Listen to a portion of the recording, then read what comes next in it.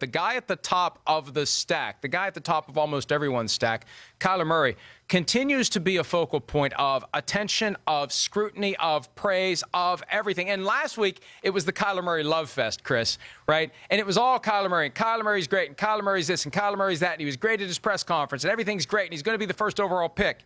And now's the backlash.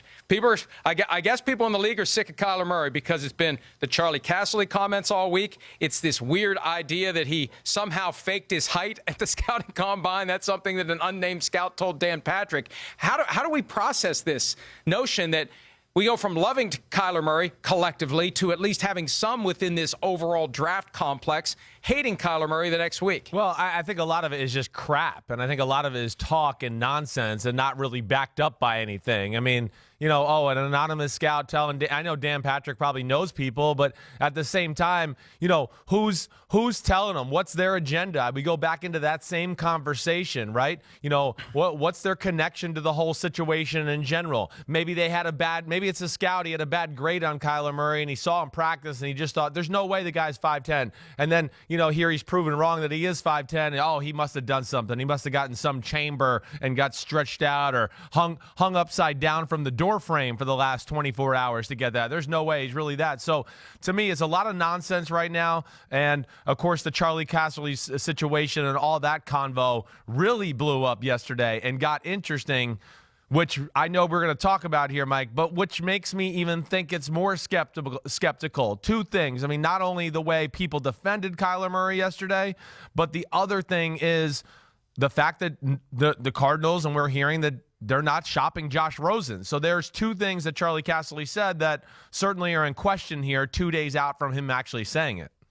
Yeah, but again, who knows whether they are or aren't shopping Josh Rosen. And maybe last week they were gauging the market that would be potentially out there, hypothetically, in the event that they were to shop Josh Rosen. And that's why I had a problem with the specificity and the precision of Casserly's reporting on the notion that he was being shopped. Maybe they were just making some phone calls to see what would be out there so they know if they pull the trigger on Kyler Murray what they could get for Josh Rosen. Yeah. And maybe this week they're not shopping him, and they aren't going to be shopping him. And I think we're going to have reports all over the place on all of these issues up until the time comes for the Cardinals to tell the world who they're drafting. Well, yeah, I mean, yes, we're going to hear a lot of crap and who knows what to believe in all of that. But shopping is different than talking to people about it. Shopping is openly calling around the league going, hey, Josh Rosen's available. What do you think you'd want? Now, having people call the Arizona Cardinals is which sounded like what it was really going on, because people hear people like us and all the other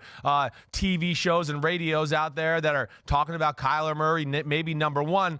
Them calling the Arizona Cardinals is a different thing than shopping. And as Adam Schefter, I believe, reported, nobody could tell what they were going to do. They didn't tip their hand in any which way. And I'm sure they don't know what they're going to do yet. So I think shopping might have been a little bit misleading, too, there. I know, but I know that Schefter had the report. How do we even know that that's accurate? That's so much of the stuff now when it relates to this, and it is so strategic. It's chess, it's checkers, it's chicken, all thrown into one.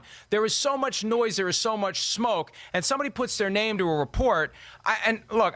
How do we know? How do we know what's true and what's not true? We don't know what's true until it actually happens. And there are so many agendas and there are so many strategic objectives at play here that it's impossible to know with certainty what's going on. But we do know with certainty how Kyler Murray's camp is officially reacting to the Charlie Casserly comments from earlier in the week. I spoke to Eric Burkhart yesterday, who was hired to represent Kyler Murray. The full comments appear at ProFootballTalk.com. In the radio hour, I read all of them. I'm not going to read every last one of them here, but it's a combination of Eric Burkhart defending Kyler Murray and then attacking Charlie Casserly. Here's what he said to defend Kyler Murray. We're talking about a young man who has done everything right and worked relentlessly his entire life to achieve and push for greatness. We're talking about the first human ever drafted in the top 10 in 2 major sports leagues and who just completed the greatest single season in football history. Let me stop there. I don't know that I would call it the greatest single season in football history. Right. I'll give Burkhart a little leeway here because he represents the guy. It was a pretty good season. It was an awesome season. Yes. It was an awesome season. Yes. I don't know it's the single greatest season ever. But, I think that's a little stretch. Yes, I'm with you there. He represents him, so he's inclined to say that. Yep.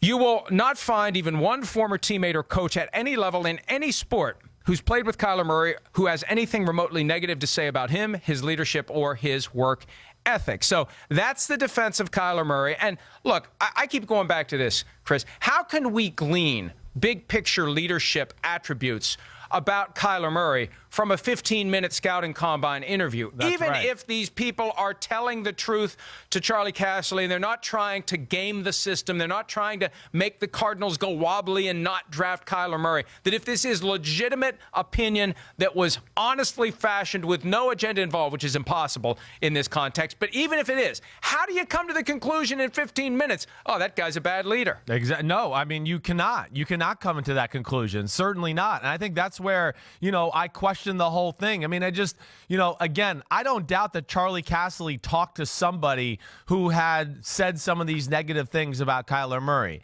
Now, I guess where I question it, was it really a GM or somebody that's really high-ranking official? That's where I question. I want to know who Charlie Casserly talked about in this situation. Was it just some area scout who's sitting in the back of the room or sitting on the bed? Because you do these interviews in a bedroom, right, in a hotel. So is it somebody just sitting in the background who, wasn't in love with the way he answered or how he came off charisma-wise, or, maybe he didn't just blow you out of the water on the board, but you just can't make these determinations from there. I think, again, where I go back to all of this and where to me it just seems a little weird, this whole thing, guys like you and me, we know so many people around the NFL.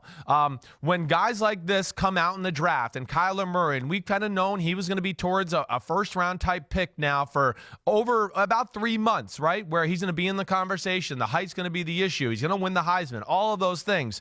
There was never rumors or anything out there like this. And I know I'm not like sitting here trying to be Johnny breaking news guy, okay? But at the same time, I talk to a whole lot of people, and Kyler Murray's come up many a times through conversations, and I never heard anything negative, through the rumorville, which I usually would hear. Like we talked about a little yesterday when Johnny Manziel was getting close to his last year at Texas A&M. I knew all the stories already, continued to hear all the stories. And I think what even makes it more confusing is the way his agent, the way Lincoln Riley backed him up to be so adamant that this is, categorically false. I think is that where, it kind of opens my eyes and, opens up my ears a little bit more.